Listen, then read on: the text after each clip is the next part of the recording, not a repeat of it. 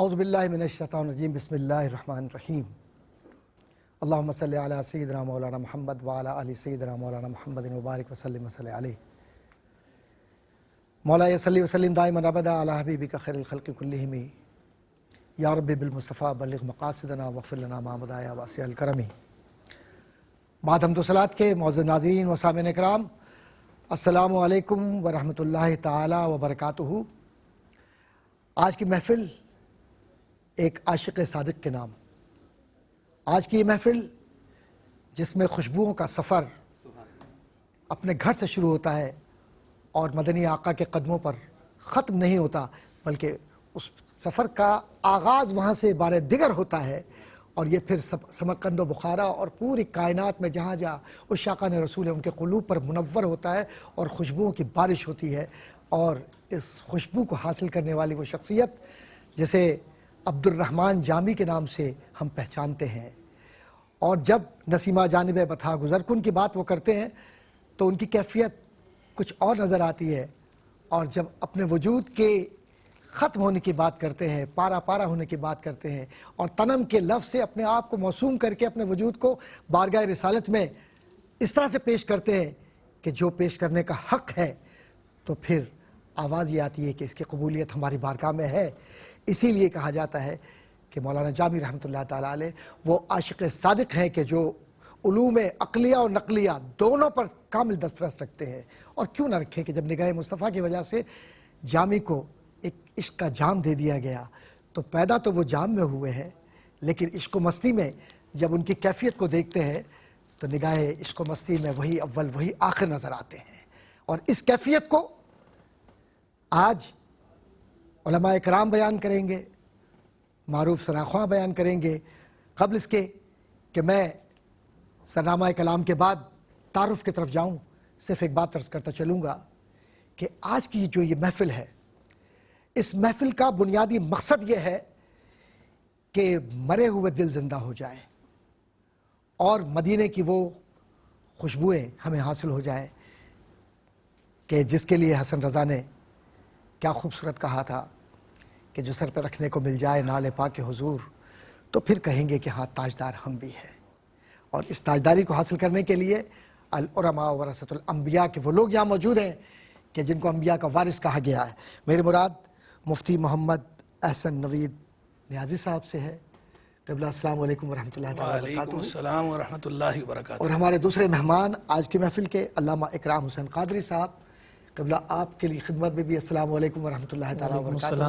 اور آپ کو خوش آمدید اس روحانی محفل میں ARYQ TV کی جانب سے۔ اور پھر اس کے بعد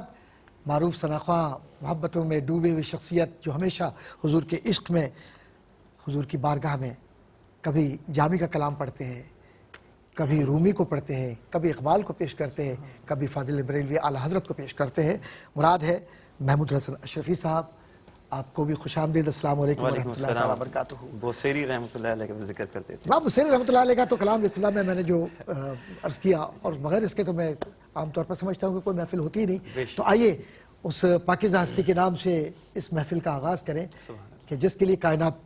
پیدا کی گئی اور جس نے نظر ڈالی تو جس طرف اٹھ گئی دم بدم آ گیا۔ میری خوش نصیبی ہے اور سعادت ہے اور شرف کی بات ہے کہ حضرت مولانا عبد الرحمن جامی رحمۃ اللہ علیہ کے نام سنتے ہی عشق رسول کی ایک خوشبو محسوس ہونے لگتی ہے۔ آج ان کے ذکر میں، ان کی یاد میں ہم یہاں پہ جمع ہیں، انہی کا بڑا خوبصورت کلام پیش کرنے کا شرف اور سعادت حاصل کروں۔ وصلی اللہ علی نور کزو شد نور ہا پیدا، وصلی اللہ علی نور کزو شد نور ہا پیدا، زمین از حب او ساکن فلک در عشق او شیدا، زمین از حب او ساکن فلک در عشق او شیدا، دو چشمے نرگسی نشرا کے مازاغ البصر خانن، دو چشمے نرگسی نشرا کے مازاغ البصر خانن، دو زلف عنبری نشرا کے واللیل اذا یغشا، دو زلف عنبری نشرا کے واللیل اذا یغشا، محمد احمد و محمود بیرا خالقش بستود، محمد احمد و محمود بیرا خالقش بستود، ازو شد بود ہر موجود، ازو شد دیدہ بینا، ازو شد بود ہر موجود، ازو شد دیدہ بینا، اگر نام محمد را نیا برد شفیع آدم، اگر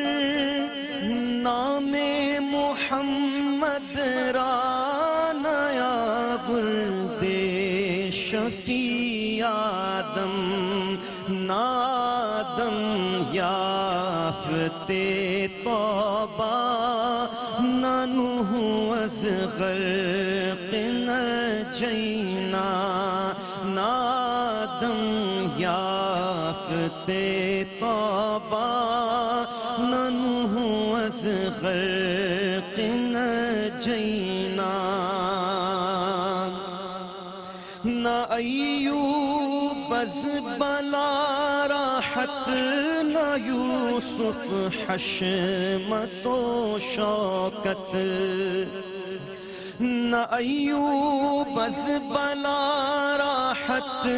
نہ یوسف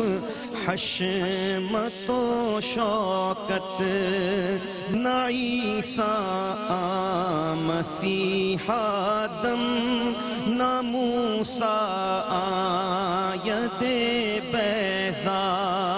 نہ عیسیٰ مسیح آدم، نہ موسیٰ آید بیضا، وصلی اللہ علی نور کزو شد نور ہا پیدا، زمین از حب او ساکن، فلک در عشق او شیدا، مقدار ز سر سینہ اش جامی علم نشرح لک برخان، ز معراجش چمی پرسی کہ سبحان الذی اسرا۔ سبحان اللہ سبحان اللہ سبحان اللہ۔ خوبصورت نعت بارگاہ رسالت مآب علیہ تحت و ثنا میں بھائی محمود حسن اشرفی صاحب نے پیش کی۔ معزز ناظرین و سامعین کرام، ایک مختصر سا وقفہ ہے، اس التجا کے ساتھ جا رہے ہیں کہ اس روحانی محفل سے منسلک رہیے، کچھ لمحات کے بعد پھر انشاءاللہ آپ کی جانب رجوع ہو رہا ہے۔ معزز ناظرین و سامعین کرام، بار دیگر خوش آمدید۔ اور اب سلسلہ کلام کچھ بنیادی سوالات ذہن میں ہیں کہ کیا شخصیت ہے، اور ظاہر ہے کہ مولانا جامی رحمۃ اللہ تعالیٰ علیہ کی شخصیت قبلہ علامہ صاحب کوئی معمولی شخصیت نہیں ہے، ان کے اوصاف حمیدہ ہیں،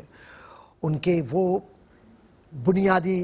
تربیتی ادارے جو انہیں نصیب ہوئے جس کی وجہ سے وہ مولانا جامی کہلائے، تو کیا دیکھتے ہیں آپ؟ بسم اللہ الرحمن الرحیم، صلی اللہ علیہ حبیبی سیدنا و مولانا محمد وعلی آلہ وصحبہ وبارک وسلم۔ مولدم جام و رشحہ قلمم، جرعِ جام شیخ الاسلامیست، لا جرم در جرید اشعار بے دو معنی تخلصم جامیست۔ یہ علامہ جامی رحمہ اللہ کا اپنا ہی کتاب ہے جس کے اندر انہوں نے اس بات کو بیان فرمایا کہ ایک تو میرا پیدائشی علاقہ جو ہے وہ جام ہے، اور دوسری میری جو نسبت ہے وہ نسبت ہے شیخ الاسلام احمد جام زندہ پیل رحمہ اللہ، مشہور صوفی بزرگ گزرے۔ تو ان دو نسبتوں کی وجہ سے میں نے اپنا تخلص جامی رکھا ہوا ہے اور جامی کہلاتا ہوں۔ تو ایک تو اسی کے اندر ہی ذکر آ گیا کہ حضرت کا جو ہے وہ فیض کا سلسلہ، حضرت کی انسپائریشن شروع سے جو بزرگان دین کے ساتھ رہی ہے۔ پھر علامہ عبدالرحمن جامی رحمہ اللہ بیک وقت بہترین شاعر، عظیم فلسفی اور نکتہ رس محقق اور عظیم صوفی ہیں۔ ہم ان ساری جہتوں کے اندر علامہ جامی رحمہ اللہ ہمیں ایک بہت بلند پایا بزرگ کی طرح نظر آتے ہیں۔ ان کے اندر ان کا قد بہت بلند ہے، ان ساری جہتوں میں ید طولہ رکھتے ہیں علامہ عبدالرحمن جامی رحمہ اللہ۔ اور یہ ہم اخلاق کو دیکھیں، ان کے اوصاف کو دیکھیں، ان کی عادات اور اطوار کو دیکھیں، اس سب کچھ کے باوجود جو میں نے ان کی نسبتیں ذکر کی ہیں، شروع سے لے کر آخر تک ساری زندگی ہمیں حضرت کبھی وقت ضائع کرتے نظر نہیں آتے۔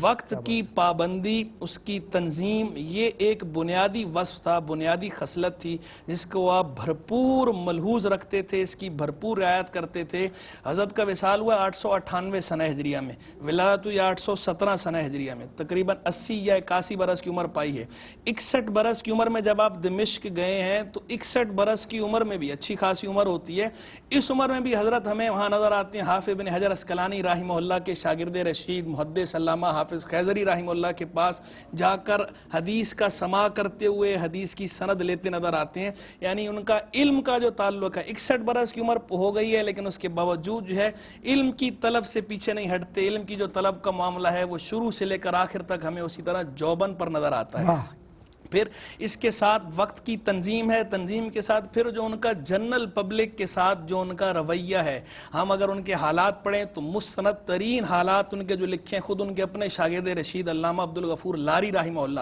انہوں نے جو نفحات الانس پہ حاشیہ لکھا ہے اور اس کا تکملہ ہے، اس کے اندر انہوں نے حاشیے میں جو ہے وہ حالات لکھے ہیں علامہ جامی رحمہ اللہ کے تکملے کے طور پر۔ اس میں انہوں نے اس بات کو باقاعدہ مینشن کیا ہے، اپنا مشاہدہ بیان کیا ہے کہ حضرت استاد کی عادت کریمہ کیا تھی کہ زمین پہ تشریف فرما ہوتے تھے، زمین پہ بیٹھتے تھے، قبلے کو رخ کرتے تھے، دو زانوں بیٹھتے تھے، اور کوئی بھی ملنے کے لیے آتا تھا، ادنا ہو یا اعلیٰ، جب تک وہ کھڑا نہیں ہوتا تھا حضرت کبھی کھڑے نہیں ہوتے تھے، اس وقت تک بیٹھے رہتے تھے، بھرپور توجہ دیتے تھے اگلے کو، جب تک اگلا نہ اٹھتا اس وقت تک آپ جو ہے اگلے کی طرف بھرپور یعنی بنیادی آداب کو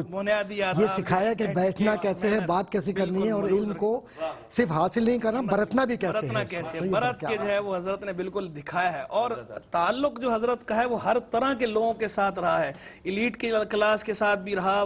سلطنت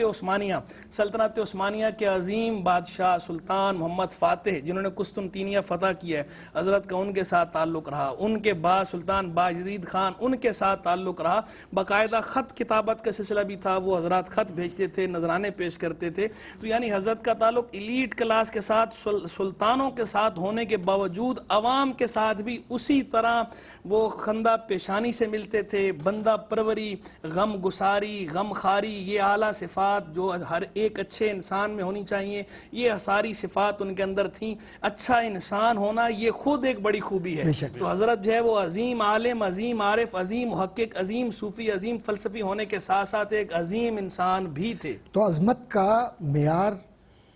رتبوں پر نہیں ہوتا، ظاہر رتبوں پر، رویے پر ہوتا ہے، اور یہ رویہ اس وقت آتا ہے کہ جب ہم اپنے رویے کو تاجدار مدینہ صلی اللہ علیہ وسلم کی ذات سے منسلک کر لیں۔ تو قبلہ علامہ صاحب تصانیف بہت تھیں، علامہ اکرام صاحب تصانیف بہت، اور علمی ورثہ بھی بہت، اور ید طولہ رکھتے تھے جیسے کہ آپ نے قبلہ علامہ صاحب نے فرمایا۔ یہ فرمائیے کہ خصوصیت کے ساتھ وہ کون سا علمی ورثہ ہے جو انہوں نے منتقل کیا آج کی نسل کے لیے بھی اور آئندہ آنے والی نسلوں کے لیے بھی؟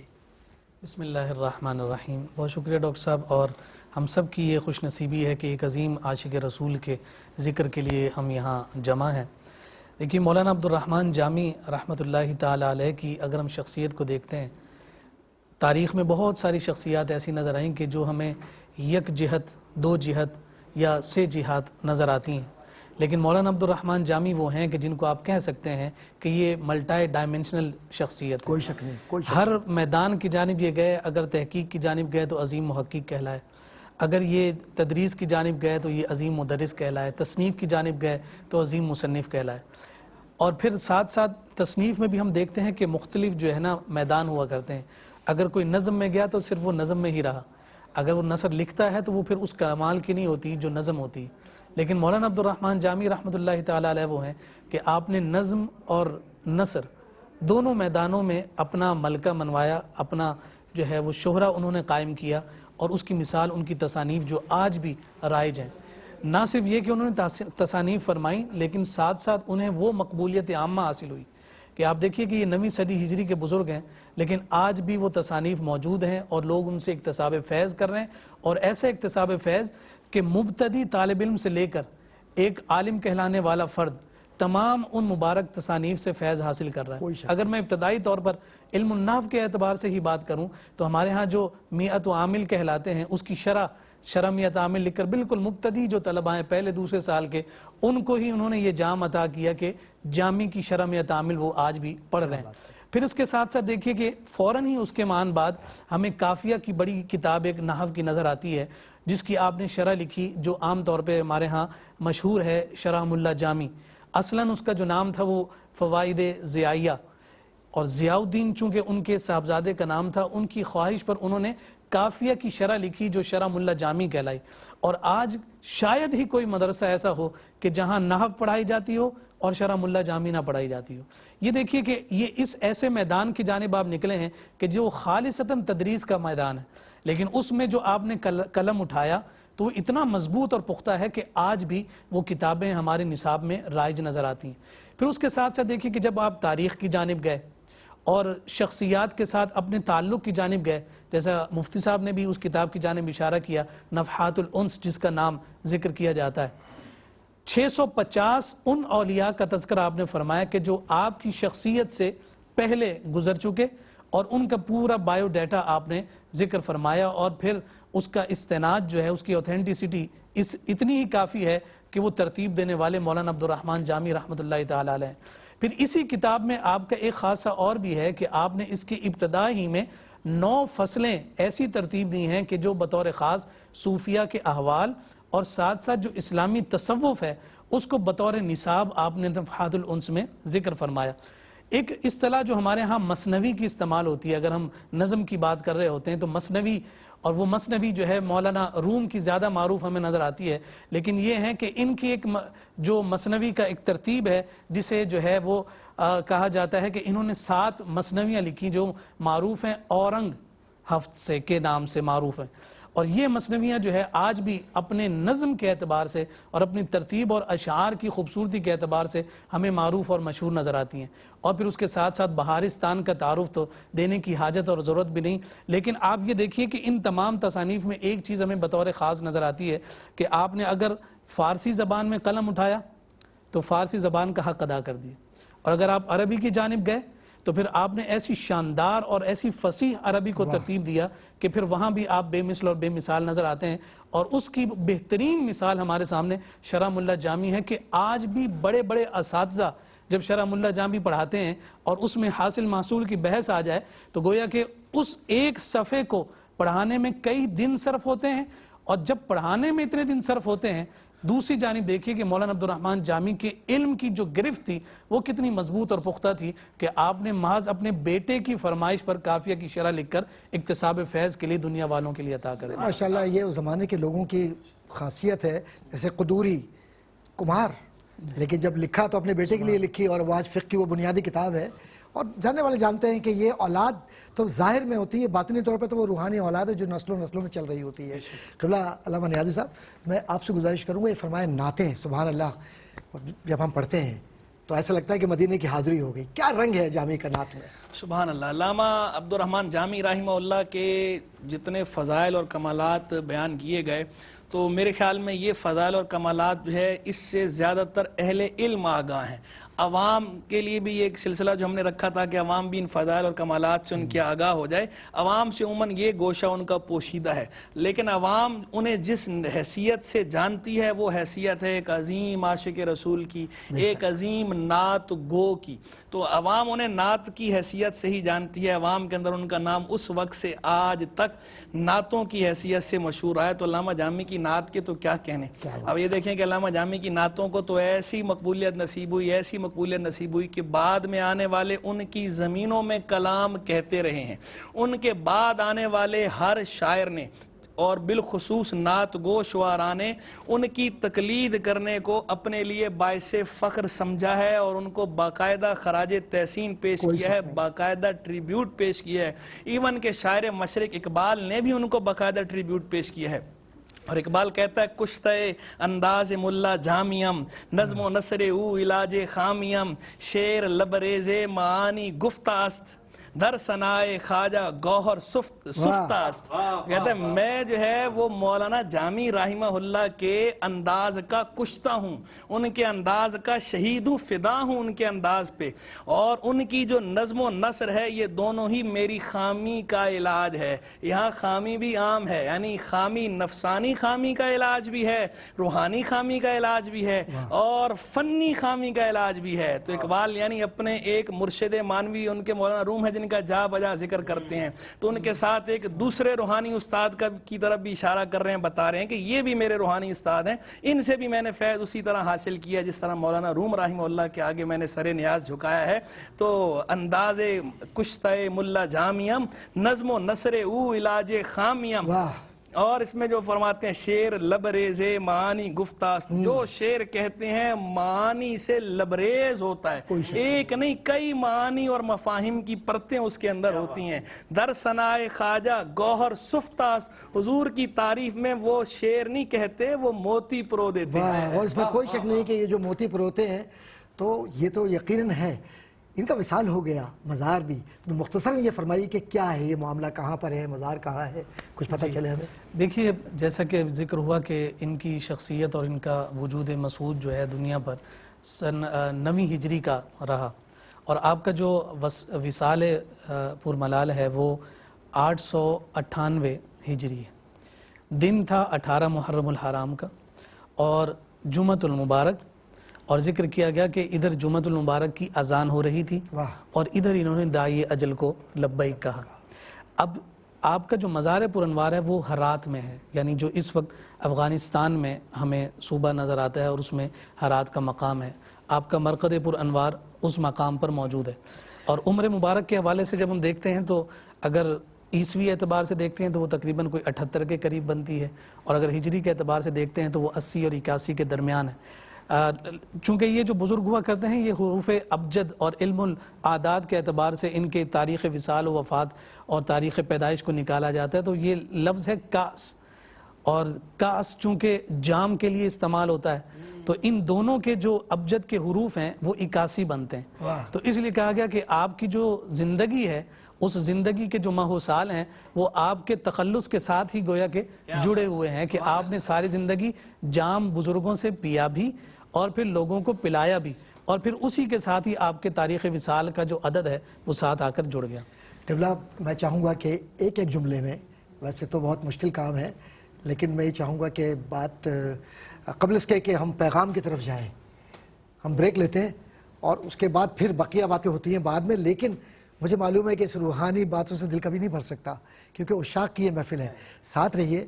اور فیضان کرم کا وہ چشمہ دیکھیے جو جامی کے پاس سے مدینے سے ہوتا ہوا مل رہا ہے سب کو. ساتھ رہیے گا، ایک مختصر سے وقفے کے بعد انشاءاللہ تعالی آپ سے ملاقات دوبارہ ہو رہی ہے. معزز ناظرین و صاحبین کرام، بار دیگر آپ کو خوش آمدید اس محفل میں جس میں ایسے بزرگان دین کا تذکرہ ہے کہ جنہیں صرف سوچ کر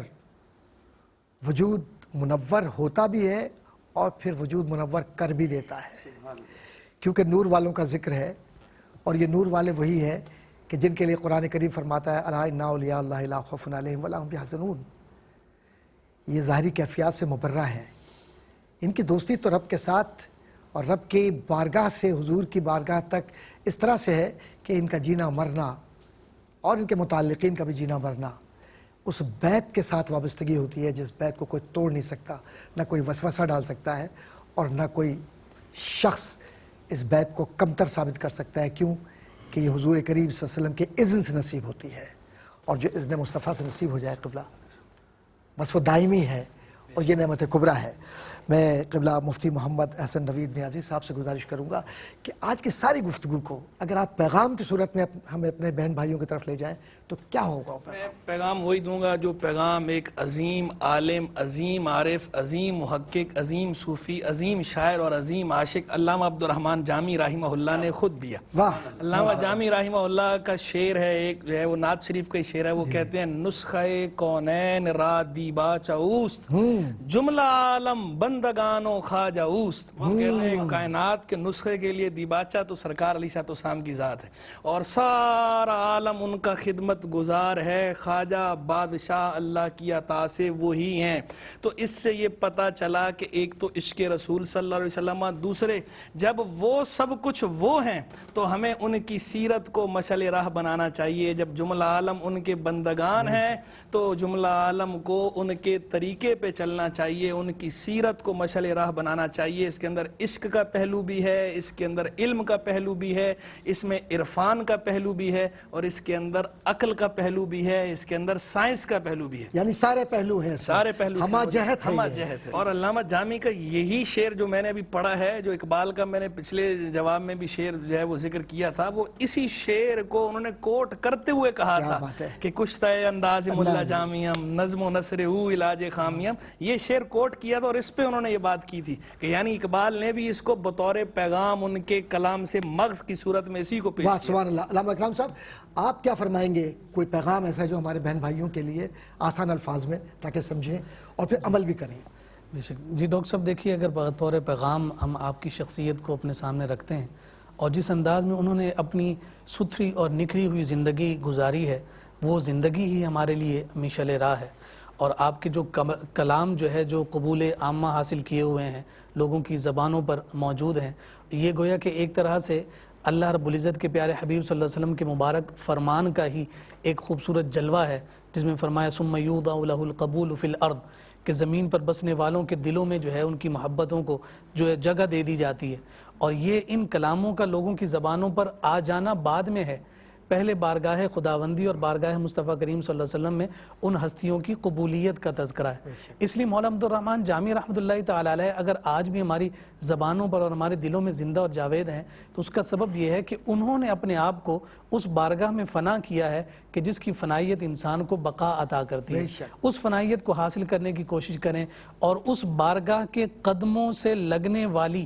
اگر دھول بھی ہمیں نصیب اور میسر ہو جائے تو یہ ہمارے لیے دنیا اور آخرت کے لیے ایک طرح سے توشہ ہے، جو انہوں نے اپنے کلام میں بھی کہا اور ساری زندگی یہی آرزو کرتے رہے، چوں سوئے من گزر آری من مسکین زنا داری. اور یہی کیفیت فدائے نقش نالینت کنم جا یا رسول اللہ. نہ سر پر فدا ہوتے ہیں، نہ حضور کے سینے پر، نہ حضور کے نالین پر، بلکہ نالین جب زمین پر لگیں اور اپنا عکس مبارک چھوڑیں، اس پر اپنی جان کو فدا کرنے والے مولانا عبدالرحمن جامی آج بھی لوگوں کے دلوں میں زندہ اور جاوید. میرے عزیز بہن بھائیوں، آپ نے محسوس کیا کہ جس خوبصورت پیرائے میں ہمارے علماء کرام نے اس وقت اس مشکل موضوع کو آسان طریقے سے آپ تک پہنچایا. یہ صرف پہنچانا نہیں ہے بلکہ اس پر ہمیں عمل بھی کرنا ہے کہ زندگی میں ہمیں کرنا کیا ہے. اور یہ جو نقوش ہیں جن کو نقوش متواترہ کہتے ہیں ولایت میں، یہ نقوش متواترہ ہماری زندگیوں کی اصلاح کا وہ بنیادی محور ہے کہ جس سے ہم سر منہ تجاوز کریں تو ہمارے پاس زندگی میں کچھ بھی نہیں رہتا. میں شکر گزار ہوں مفتی محمد احسن نوید نیازی صاحب، قبلہ علامہ صاحب آپ کا، قبلہ علامہ اکرام حسین قادری صاحب، کہ آپ حضرات تشریف لائے اور نعت سے قبل آج کی گفتگو کا ماں حاصل کیا ہے. لوگ یہ سمجھتے ہیں کہ جو مدارس سے یا تصوف سے وابستہ ہوتے ہیں ان کے علوم نامکمل ہوتے ہیں. میں ایک بات عرض کرتا چلوں کہ اس غلط فہمی کو دور کر لیجئے.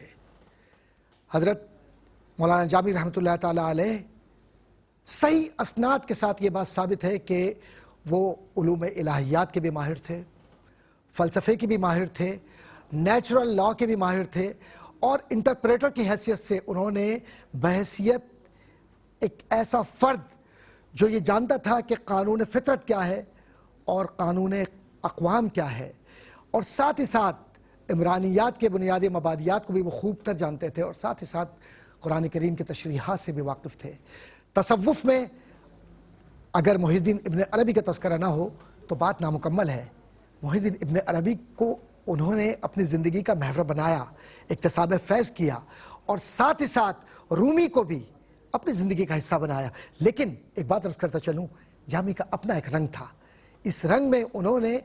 کہیں بھی کوئی اور آمیزش نہیں کی۔ وہ آمیزش کیا تھی؟ وہ آمیزش تھی عشق مصطفیٰ کی، اور عشق مصطفیٰ جب حاصل ہو جائے تو سارے علوم تابع ہو جاتے ہیں، اور جب یہ تابع ہو جاتے ہیں تو فرد بظاہر فنا ہو جاتا ہے، لیکن اس کی قبر کو، اس کے نشان کو، اور اس کی ذات کو ایسی بقا نصیب ہوتی ہے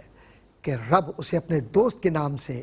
ایسی سند التفات نصیب کر دیتا ہے، پھر اس کا کوئی اور عمل، کسی اور جانب نگاہ، یا اس کے لیے کوئی اور شے،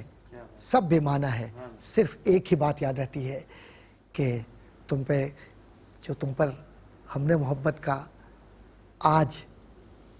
اپنے کرم سے بارشوں کا اظہار کیا ہے۔ جامی، مدینے سے بار بار یہ اظہار تم سے اس لیے کیا جاتا ہے کہ تم اپنے کلام مباحث میں یا اپنی ظاہری زندگی میں کہیں بھٹکتے نہیں ہو۔ تم نے ہماری نالین سے نسبت اختیار کی، ہم تمہاری حاضری کو ہمیشہ قبول کریں گے، کیونکہ یہ حاضری مدینے کے اذن کے بغیر نہیں ہوتی، نہ کوئی جا سکتا ہے نہ کوئی آ سکتا ہے۔ اسی لیے ہمارا ایمان و عقیدہ یہ ہے کہ مدینہ بغیر اذن کے نصیب نہیں ہوتا۔ جامی کو بار بار حضور نے بلایا، اور جب آخری بار واپس گئے ہیں تو تب بھی انہیں یہ احساس تھا کہ شاید اب مدینہ نصیب نہ ہو، لیکن قبر میں مدینہ ہی مدینہ تھا۔ اور اسی کلام کے ساتھ بھائی محمود الحسن اشرفی صاحب حضور کی بارگاہ میں جامی رحمۃ اللہ تعالی علیہ کا کلام پیش کیجیے۔ گل از رختا مختا نازک بدنی را بدنی را بدنی را بدنی را گل از رختا مختا نازک بدنی را بدنی را بدنی را بدنی را بلبل ز تو آموختا شیریں سخنی را سخنی را سخنی را سخنی را بلبل ز تو آموختا شیریں سخنی را سخنی را سخنی را سخنی را ہر کس کے لبے لال ترا دیدہ بدل گفت ہر کس کے لبے لال ترا دیدہ بدل گفت حقا کے چے خوش قندہ عقیق یمنی را یمنی را یمنی را یمنی را حقا چے خوش قندہ حقیق یمنی را یمنی را یمنی را یمنی را خیات ازل دوخت بر قامت زیبا خیات ازل دوخت بر قامت زیبا در قد تو این جامع سروے چمنی را چمنی را چمنی را چمنی را در قد تو این جامع سروے چمنیرا چمنیرا چمنیرا چمنیرا از جامیے بیچارہ رسانید سلامے از جامیے بیچارہ رسانید سلامے بردرگاہ دربارے رسول مدنی را مدنی را مدنی را مدنی را بردرگاہ دربارے رسول مدنی را مدنی را مدنی را مدنی را گل از رختا مختا نازک بدنی را بدنی را بدنی را بدنی را بلبل سے تو آموختا شیریں سخنی را سخنی را سخنی را سخنی را دو چشمے نرگسی نشرا کے مازا غلبسر خانن دو زلف عنبری نشرا کے واللیل اذا یغشا دو زلف عنبری نشرا کے واللیل